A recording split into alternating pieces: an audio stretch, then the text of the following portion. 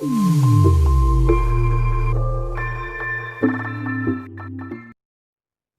इस वीडियो में मैं आपको जानकारी दूंगा कक्षा 7वीं के अध्याय 11 प्रश्नावली 11.2 के परिमेय संख्याओं का दशमलव निरूपण एवं संक्रियाओं के बारे में। यहाँ पे देखिए, मैं पहले से प्रश्न नंबर 1 का चारों क्वेश्चन को लिख के रखा हूँ। यहाँ पे लिखा हुआ है, निम्न संख्याओं को परिमेय संख्याओं में परिवर्तित कीजिए। तो इससे पहले मैं बता चुका था, परिमेय संख्या वह संख्या है जो p/q के रूप में रहता है और जिसमें q का मान 0 के इक्वल नहीं होता है, उसको हम लोग क्या बोलते हैं, परिमेय संख्या। अब देखिए, इसको परिमेय संख्या बनाएंगे कैसे, उसको देखिए। सबसे पहले हल लिखना है और जो प्रश्न दिया है उसको एक बार नोट करके इस प्रकार लिखना है। फिर दूसरी बार में ऐसे बराबर देना और बटे देना है। बटे के नीचे देखिए, यहाँ पे दशमलव के बाद, दशमलव के सीधा में 1 है तो 1 लिखना है, और दशमलव के बाद जितनी संख्या है उतना 0 लगाना है। तो दशमलव के बाद एक संख्या है, 2 है खाली, इसलिए 1 0 लगाया और दशमलव के सीधा में 1 लिखा। उसके बाद आपको क्या करना है, इसमें देखिए, अब यहाँ से दशमलव और संख्या तो हम लोग लगा चुके हैं, दशमलव को फिर छोड़ के बाकी ऊपर जो संख्या है उसको लिखना है। तो पहले 0 और 2 बचा यहाँ पे, ठीक है, तो हम लोग खाली 2 लिखेंगे। तो इस प्रकार से 2 से 10 को काटेंगे तो यहाँ से हमको प्राप्त होगा 2 पंजे 10, तो 5 प्राप्त होगा। तो इस प्रकार से देखिए, बड़ी संख्या के साइड में लिख दिया मैं, तो बड़ी संख्या नीचे है, ऊपर कुछ नहीं बचा, मतलब 1 बचा। तो इस प्रकार बहुत आसानी से देखिए हमारा पहला क्वेश्चन सॉल्व होता है। दूसरा नंबर प्रश्न में, बी नंबर में भी वैसे ही करेंगे हम लोग, प्रश्नों को एक बार नोट करेंगे और उसके बाद देखिए, मैं इसको आपको दूसरा तरीके से बता रहा हूँ। आप अगर डायरेक्ट ऐसे बिठा नहीं पा रहे तो आप ऐसे बटे दीजिए और बटे के ऊपर जो भी प्रश्न है उसको एक बार नोट कर लीजिए। 0.55। अब इस दशमलव के सीधा में नीचे 1 लिखिए और दशमलव के बाद जितनी संख्या उतना 0 आप नीचे लगा दीजिए। तो इस प्रकार सब लगाने के बाद ये दशमलव इस प्रकार हल्का सा कट कर दीजिए। देखिए, मैं जैसे कट कर दिया ऐसे। और उसके बाद देखिए, नेक्स्ट बार जब आप लिखोगे तो ये दशमलव को नहीं लिखेंगे, खाली संख्या लिखेंगे। ऊपर 55 बचा और नीचे 100 बचा। यहाँ पे दशमलव किसी भी संख्या के आगे 0 लिखने का कोई अर्थ नहीं होता, इसलिए 0 को हम लोग नहीं लिखेंगे। तो यहाँ से फिर इसको और भी अगर छोटा हम लोग करना चाहते तो कर सकते, जैसे कि मेरे को मालूम है 5 11 के 55 होता है, ठीक है। तो 55 के जगह पे 5 गुणित 11 लिख सकते हैं, और 100 के जगह पे मैं लिख सकता हूँ 5 × 20, क्योंकि 5 20 के 100 होता है। तो इस प्रकार से 5 और 5 कट जाएगा, तो हमारा आंसर क्या बचेगा, 5/20। तो बहुत आसानी से हमको देखिए दूसरा नंबर का आंसर भी मिल जाता है। तीसरा सी नंबर क्वेश्चन, इसमें आप देख सकते हैं यहाँ पे लिखा हुआ है 6.25। इसको भी मैं हल करूँगा, तो पहले प्रश्न को एक बार नोट कर लूँगा हल लिखने के बाद। उसके बाद बराबर देने के बाद बटे देना है और जो प्रश्न है उसको बटे के ऊपर लिखना है, और बटे के नीचे दशमलव के सीधा में 1 लिखना है और जितनी संख्या है उतने बार 0 लगाना है। फिर इस दशमलव को काट देना है, ठीक है। नीचे बटे के नीचे लिखने के बाद दशमलव काट देना है। उसके बाद देखिए ऊपर क्या बचा, 6 to 5 बचा, क्योंकि दशमलव तो कट हो गया, कैंसिल हो गया है। तो नीचे क्या बचा, 100। अब हम लोग इसको छोटा करना चाहते हैं और भी तो कर सकते हैं। तो मैं यहाँ पे जानता हूँ कि 25, ठीक है, 25 और 25 का अगर गुना करेंगे हम लोग, तो यहाँ पे देखिए गुना करेंगे जो भी है, मैं यहाँ पे बता रहा हूँ। जैसे देखिए 25 और 25 को गुना करने से आंसर कितना आता है, 625। तो इस 625 के जगह पे मैं लिख सकता हूँ 25 × 25, और उसके बाद बटे के नीचे 100 के जगह पे देखिए मैं लिख सकता हूँ 100 के जगह पे मैं लिख सकता हूँ 25 × 4, क्योंकि इस 25 और 4 को गुना करने से 100 होता है। तो इस प्रकार से 100 के जगह पे 25 × 4 लिखूंगा। तो यहाँ से ऊपर नीचे से 25 25 कट गया, तो इस प्रकार से हमारा बचा 25/4। तो देखिए, ये विषम संख्या और ये सम संख्या आपस में नहीं कटेगा, तो इस प्रकार हमको आंसर प्राप्त होता है। इसके बाद आखिरी इसमें डी नंबर बचा हुआ है। देखिए, डी नंबर को भी मैं सॉल्व करूंगा। डी नंबर सॉल्व करने के लिए वैसे ही प्रश्नों को एक बार नोट करेंगे हल लिखने के बाद, और उसके बाद बराबर देने के बाद देखिए बटे देना है, और बटे के ऊपर जो प्रश्न है उसको नोट करना है, जैसे बाकी में किया हूँ मैं। तो नोट करने के बाद देखिए दशमलव के सीधा में 1, और जितनी संख्या है उतनी 0 लगाना है। तो 1 2 3 संख्या है, इसलिए 3 0 लगाया इसमें मैं। अब यहाँ पे दशमलव कट गए। फिर उसके बाद बराबर के बाद देखिए यहाँ से जो बचा है उसको देख देख के लिखना है। 2175 बचा, और यहाँ पे नीचे 1000 बचा है। अब इसको और सरलतम रूप में आप अगर परिवर्तित करना चाहते तो कर सकते हैं, अगर आप नहीं करना चाहते तो कोई बात नहीं। तो चलिए यहाँ पे मैं इसको और भी छोटा रूप में परिवर्तित करके आपको बताऊंगा। तो यहाँ पे देखिए 2175 को हमको मालूम नहीं कि कितना इसको डिवाइड कर सकते, बाकी मैं अलग से यहाँ पे बताऊंगा आपको। अगर मैं 1000 को अगर मान के चलिए 25 से भाग देता हूँ तो मेरे को पता है कि 25 40 बार में कितना होता है, 1000 होता है। ठीक है, तो इस प्रकार से हमको यहाँ से देखिए प्राप्त होगा 1000 की जगह पे मैं लिख सकता हूँ 25 × 40। तो यहाँ पे मैं लिखूँगा 25 × 40 और ऊपर क्या बचा 2175। अब यहाँ से फिर मैं क्या करूँगा, ये तो मेरे को प्राप्त हुआ। अब मैं देखूँगा ये भी 5 है, इसके आखिर में 5 है, मतलब 25 से ये भाग जाता है कि नहीं, इसको भाग दे के देखेंगे। तो इसलिए मैं फिर से क्या करूँगा, रफ में इसको भाग दे के देखूँगा। तो देखिए यहाँ से मैं अगर 25 से 2175 को भाग दूंगा तो यहाँ से मेरे को प्राप्त होगा कितना प्राप्त होगा, देखिए 25 8 बार में 200 होता है, क्योंकि 4 25 के 100 होता है, 8 बार में 200 होगा। यहाँ से बचेगा 175, घटाएंगे तो फिर 25 का पहाड़ हम लोग जानते हैं कि 7 बार में 175 होगा। ठीक ना, तो इस प्रकार से हमको कितना प्राप्त हुआ, 25 से हम लोग अगर 2175 को काटेंगे तो हमको प्राप्त होगा 87। तो इस प्रकार से 87 में लिखूंगा। अब ये देखिए विषम है, ये सम है, आपस में और नहीं कटेगा। तो इस प्रकार से फाइनली हमको यहाँ से प्राप्त होता है, आपका ऊपर प्राप्त होगा 87। ठीक है, 87 प्राप्त होगा और नीचे हमको बटे के नीचे 40 प्राप्त होगा, और ये परिमेय संख्या हमको इस प्रकार प्राप्त होता है। तो बहुत आसान है, आप बहुत आसानी से इन सभी गणित को हल कर सकते हैं। चलिए इसके बाद इसमें और एक क्वेश्चन बचा है, उसको भी सॉल्व करके बताऊंगा। अब देखिए ई नंबर क्वेश्चन में यहाँ पे लिखा हुआ है जो प्रश्न, उसको मैं एक बार नोट करूँगा। अब उसके बाद बराबर देने के बाद बटे के ऊपर मैं प्रश्नों को एक बार नोट करूँगा, और दशमलव के सीधा में 1 और जितनी संख्या है उतनी बार 0 लगाना है, और ये दशमलव को फिर काट देना है। ठीक ना, उसके बाद आगे सॉल्व करेंगे तो यहाँ से हमको प्राप्त हो जाएगा 1453 और नीचे प्राप्त होगा 100। तो देखिए ये विषम संख्या और ये सम संख्या है। 100 के पहाड़ में कभी भी 1453 नहीं आएगा, तो इसलिए हम लोग क्या करेंगे, इसको हल नहीं करेंगे, इस प्रकार रख देंगे, तो ये हमारा गणित समाप्त होता है। यहाँ पे देखिए प्रश्न नंबर 2 में लिखा हुआ है निम्न संख्याओं को परिमेय संख्याओं के रूप में लिखिए। तो इसमें हम लोग क्या करेंगे कि सबसे पहले ये देखिए मैं यहाँ पे ये 0 पॉइंट प्रश्न को लिख लिया हूँ, हल लिखना है और उसके बाद जो दिया है उसको आपको लिखना है। तो मैं दिया है लिख लूँगा, और यहाँ पे मैं रफ करके भी बताऊँगा साथ ही साथ आपको। तो देखिए सबसे पहले जो दिया है, ठीक है, उसको मैं नोट करूँगा, और नोट करने से पहले यहाँ पे मैं लिखूँगा माना x बराबर, देखिए यहाँ से देख के लिखना है, जो प्रश्न है दिया क्या दिया है 0.4, इसको लिखना है। और ऊपर जो ये बार का निशान है, इस बार का मतलब है कि इस संख्या को 3 बार लिखना है। तो एक बार मैं लिख चुका और 2 बार मैं लिखूंगा, 1 2 3। तो देखिए 4 के ऊपर बार का निशान है, इसलिए मैं 1 2 3 बार लिखा इसको। तो कोई भी संख्या के ऊपर अगर इस प्रकार निशान रहेगा तो आपको उसको 3 बार लिखना है। तो मैं 3 बार लिख चुका हूँ। उसके बाद इसको मैं समीकरण 1 मान लेता हूँ। ठीक है, ये समीकरण क्या हो जाएगा 1। उसके बाद देखिए x, और हम लोग ये जो x माने हैं, ठीक है, इस संख्या को माने कि ये x बराबर इतना है। उसके बाद आगे बढ़ेंगे हम लोग। अब इसमें इस समीकरण 1 में देखिए हम लोग 10 का गुणा करेंगे, क्योंकि यहाँ पे जो प्रश्न है इस प्रश्न में एक संख्या के बाद, देखिए दशमलव के बाद एक संख्या, इसलिए हम लोग क्या करेंगे, इसको 10 से गुणा करेंगे। इसलिए मैं लिखूंगा दोनों पक्षों में 10 से गुणा करने पर।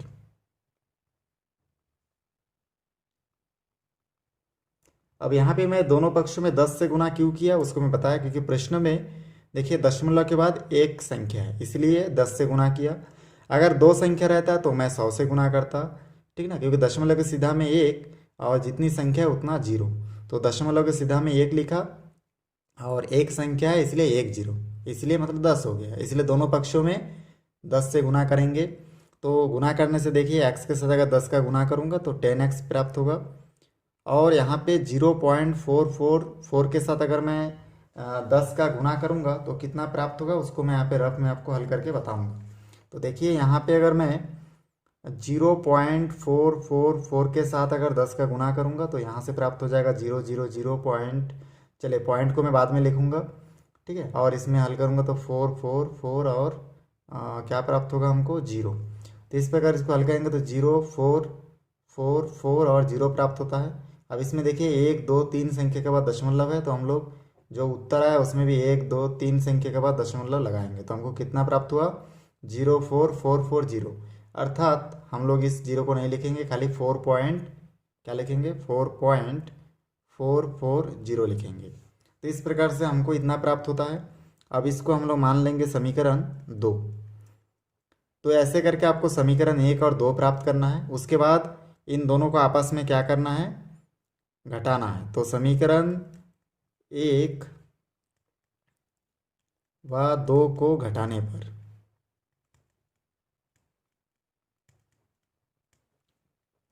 तो मैं घटाऊंगा, तो देखिए इसका बाया पक्ष को बाया पक्ष के साथ और दाया पक्ष को दाया पक्ष के साथ घटाना है। तो यहाँ पे इसमें 10x पहले लिखूंगा, बड़ी संख्या है, और x को फिर बाद में, फिर बराबर, ठीक है, दोनों को घटा दिया। उसी प्रकार से राइट हैंड साइड में देखिए पहले इसको लिखूंगा 4.440 और उसके बाद घटाऊंगा किसको 0.444 को। तो अब इसको घटा के देखेंगे, तो यहाँ पे चलिए घटा के देखते हैं। 4.440 लिखूंगा और पॉइंट के बाद 0 है इधर दूसरा में, और इसको भी लिखूंगा नीचे, इसको ऊपर और इसको नीचे लिखूंगा, क्योंकि पॉइंट के बाद 0 है मतलब ये छोटी संख्या है, और पॉइंट के बाद 4 है मतलब ये बड़ी संख्या है।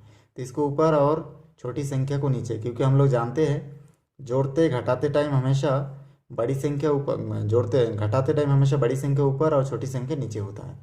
तो यहाँ से फिर घटाने से देखिए हमको प्राप्त होगा 4, इसमें नहीं घटेगा, यहाँ से हासिल लेंगे तो 10 हो जाएगा, 4 10 में घटेगा तो 6 बचेगा, 4 और 1 5, इसमें नहीं जाएगा तो हासिल लेंगे तो यहाँ पे 14 हो जाएगा। तो इस प्रकार से 6, इसमें 8 बचेगा, और इसमें देखिए 4 और 1 5 हो गया, जो 4 में नहीं घटेगा, यहाँ से हासिल लेंगे तो यहाँ से हमको प्राप्त हो जाएगा कितना 5, ठीक है, 14 में घटेगा तो 9 बचेगा। अब देखिए यहाँ से 1 बचा, 1 4 में घटेगा तो 3 बचेगा, दशमलव के सीधा में दशमलव, तो क्या बचा इसमें 3.986। तो हम लोग इसको लिखेंगे 3.986, ठीक है ना, इस प्रकार लिखना है। और यहाँ पे देखिए 10 में से 1x घटेगा तो 9x बचेगा। अब इसको और आगे सॉल्व करेंगे तो यहाँ से हमको प्राप्त हो जाएगा, देखिए हम लोग जानते हैं कि दशमलव के बाद कोई भी 2 अंक ले लेते हैं, तो दशमलव के बाद 2 अंक क्या है, देखिए 9 और 8 है, जो कि 0.50 से ज़्यादा है। तो इस 0.50 से अगर ज़्यादा होगा तो इसको हम लोग 1 मान लेते हैं, तो ये हो जाएगा 1, और सामने कितना है 3 है, तो 3 और 1 4। मतलब दशमलव के बाद कोई भी 2 अंक अगर 50 से ज़्यादा है तो उसको हम लोग 1 मानते हैं और सामने वाले के साथ जोड़ देते हैं। तो इसको 1 मानेंगे और सामने 3 के साथ जोड़ देंगे तो हमको यहाँ पे 4 प्राप्त होगा। तो इस प्रकार से 9x, अब x यहाँ पे रहेगा और 9 और x के बीच में कुछ नहीं, मतलब गुना है, इधर पक्षांतर कर दूंगा तो यहाँ से हमको प्राप्त होगा 4/9।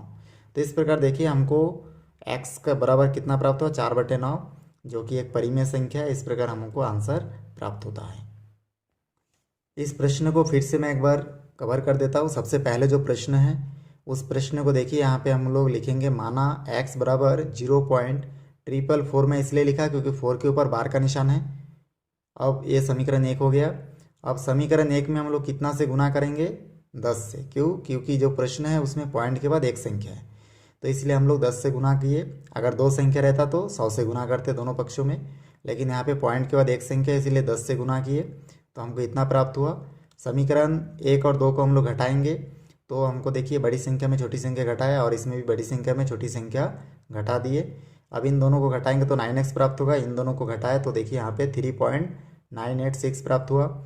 हम लोग जानते हैं दशमलव के बाद 2 अंक अगर 50 से ज़्यादा है तो उसको हम लोग 1 मानते हैं, तो ये 2 अंक जो है 50 से ज़्यादा है तो 1 मानेंगे। तो 1 और 3 कितना हो गया 4, तो इस प्रकार 4 आया। यहाँ से x को रखेंगे, 9 को पक्षांतर करेंगे तो 9 इधर गुना में है, इधर आके भाग हो जाएगा, तो इस प्रकार 4 के बटे के नीचे लिखेंगे। तो x का जो फाइनली हमको मान कितना प्राप्त हुआ 4/9। उसके बाद देखिए ई नंबर क्वेश्चन लेता हूँ इसमें, क्योंकि जो 2 संख्याओं के ऊपर बार का निशान है तो इसको कैसे हल करेंगे, सबसे पहले हल लिखना है और उसके बाद दिया है, ठीक है। और प्रश्न को चाहे तो आप एक बार लिख सकते हैं 0.54 और इसके ऊपर बार का निशान। जैसे कि इससे पहले ए नंबर प्रश्न में मैं आपको बताया था हम लोग क्या करते हैं मानते हैं, तो यहाँ पे भी मैं मानूंगा। माना कि x इक्वल टू, यहाँ पे हम लोग क्या मानेंगे कि 0.54 ऐसे करके मैं बताया था। किसी भी संख्या के ऊपर अगर बार का निशान होगा तो उस संख्या को 3 बार लिखा जाता है। तो इसमें देखिए 54 दोनों के ऊपर बार का निशान है, इसलिए 5454 को कितनी बार लिखूंगा? 3 बार। तो 1 बार, 2 बार और ये हो गया 3 बार। ठीक, बहुत आसानी से मैं लिख दिया 3 बार। लिखने के बाद ये हो जाएगा हमारा समीकरण 1। अब समीकरण 1 में हमको गुना करना है, क्योंकि उसमें भी गुना किए थे हम लोग। तो इसमें समीकरण 1 में हम लोग क्या से गुना करेंगे उसको मैं लिखूंगा। देखिए समीकरण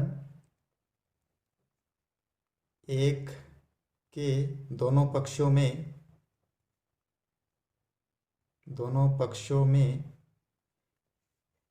100 का गुना करने पर 100 में से कैसे लिखा? देखिए यहाँ पे जो प्रश्न है, इस प्रश्न में देखिए दशमलव सीधा में 1 और जितनी संख्या है उतने बार 0। तो दो संख्या 1 2, इसलिए मैं 2 बार 0 लिखा। प्रश्न को देख के आपको लिखना है। तो 2 बार 0 लिखा तो 100 हो गया, इसलिए मैं लिखा समीकरण 1 के दोनों पक्षों में 100 का गुना करने पर। तो बहुत आसान है। पहले एक संख्या था इसलिए 10 से गुना किया था।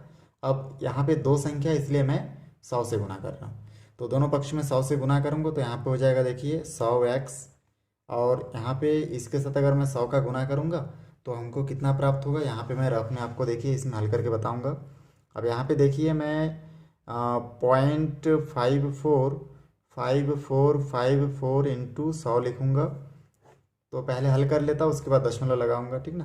तो देखिए पहले हल करूंगा तो यहाँ से सभी में 0 0 लगेगा, 0 0 0, जितनी संख्या 1 2 3 4 5 6 7, तो यहाँ पे 0 भी 7 तो लग जाएगा, 1 2 3 4 5 6 7। उसके बाद दूसरा 0 के साथ गुना करेंगे तो इसमें भी 7 0 लग जाएगा, ठीक है। 1 2 3 4 5 6 7।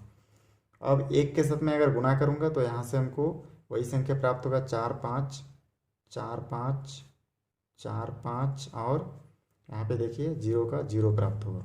इसको मैं अगर जोड़ दूंगा तो यहाँ से हमको प्राप्त होगा 0 0, यहाँ से 4, यहाँ से 5 4 5 4 5 0, ऐसे प्राप्त हुआ।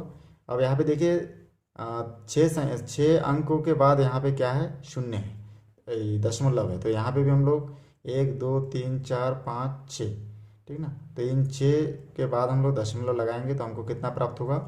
54 दशमलव, क्योंकि 54 के सामने जो 0 है उसको लिखने का कोई अर्थ नहीं, तो इस प्रकार से हम लोग खाली लिख सकते हैं 54 दशमलव 54 54 और 2 बार 0, ठीक है। ऐसे मैं लिख दिया, मतलब इसके साथ 100 का गुना किया तो हमको इतना प्राप्त हुआ।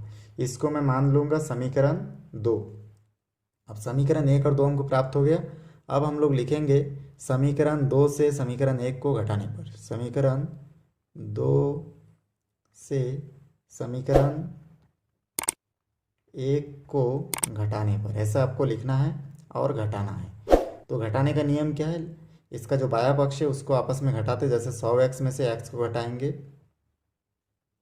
और बराबर के बाद 54 पॉइंट इतना में 0.54 इसको घटाएंगे, तो घटा दीजिए। तो 54.545400 में हम लोग 0.5454 और 54 को घटा देंगे। तो चलिए घटा के देखते हैं। तो यहाँ पे देखिए मैं अलग से इस रफ में, ठीक है, इस रफ पेज में अगर मैं घटाऊंगा तो मेरे को प्राप्त होगा यहाँ पे देखिए 4 इसमें घटाएंगे तो 6 प्राप्त होगा, ऐसा हासिल लेंगे। फिर 6 10 में घटेगा तो 4 प्राप्त होगा, यहाँ से हासिल लेंगे। यहाँ पे 5 इसमें नहीं घटेगा तो यहाँ पे 9 प्राप्त होगा। यहाँ पे 6 इसमें नहीं घटेगा तो यहाँ पे देखिए 9 प्राप्त होगा। और यहाँ पे 4 5 हो गया, इसमें नहीं घटेगा, हासिल लेंगे 14 हो जाएगा, तो इसमें 9 प्राप्त होगा। इसमें देखिए 6 जो है 15 में नहीं जाएगा तो यहाँ से हासिल लेंगे 15 हो जाएगा, 9 प्राप्त होगा दशमलव। फिर 4 में 1 घटेगा तो 4 प्राप्त होगा, 3 प्राप्त होगा, और 5 का 5। इस प्रकार से हमको यहाँ पे देखिए प्राप्त हो रहा है घटाने से 53, ठीक है, 54,946। तो यहाँ पे मैं लिख दूंगा 53.54 मैंने 4 बार 9 4 6, और यहाँ से 100 में 100x में से 1x घटेगा तो हमको 99x यहाँ पे प्राप्त होगा। यहाँ तक तो बहुत आसान है, लेकिन इससे पहले मैं आपको बता चुका हूँ कि दशमलव के बाद 2 अंक अगर 50 से ज़्यादा है तो उसको 1 मान लेते हैं। तो यहाँ पे देखिए कि इसमें जो 2 अंक है, दशमलव के बाद 2 अंक है, 99 है, मतलब 50 से ज़्यादा है, ठीक ना, पॉइंट 50 से ज़्यादा है, इसलिए हम लोग इसको 1 मान लेंगे और उसको 53 के साथ जोड़ देंगे तो कितना प्राप्त होगा हमको? 54, ठीक ना। तो इस प्रकार से 99x बराबर 54 प्राप्त हुआ। आगे अगर हम लोग इसको हल करते हैं तो हमको यहाँ से देखिए बहुत आसानी से प्राप्त होगा। x बराबर 99 को इधर पक्षांतर करेंगे क्योंकि इधर गुना में है, तो इधर आके क्या हो जाएगा, भाग हो जाएगा। तो इस प्रकार से हमको 54/99 प्राप्त होगा। आगे हम लोग इसको और अच्छे से लिख सकते हैं और इसको, ठीक है, इस प्रकार हाईलाइट करके भी इसको दर्शा सकते हैं। तो x का मान हमको 54/99 प्राप्त होता है और बहुत आसानी से हमारा जो x का मान है वो प्राप्त हो जाता है। तो बहुत आसान है, 2 क्वेश्चन में आपको बताया। इसी प्रकार इसमें जितना प्रश्न है उन सभी को आप अपने हिसाब से सॉल्व कर सकते हैं। दोस्तों वीडियो अच्छा लगे तो लाइक करें, शेयर करें, सब्सक्राइब करें और बेल आइकन को भी प्रेस करें ताकि जब भी मैं कोई नया वीडियो बनाऊं तो उसका नया अपडेट सबसे पहले आप तक पहुंचे। धन्यवाद।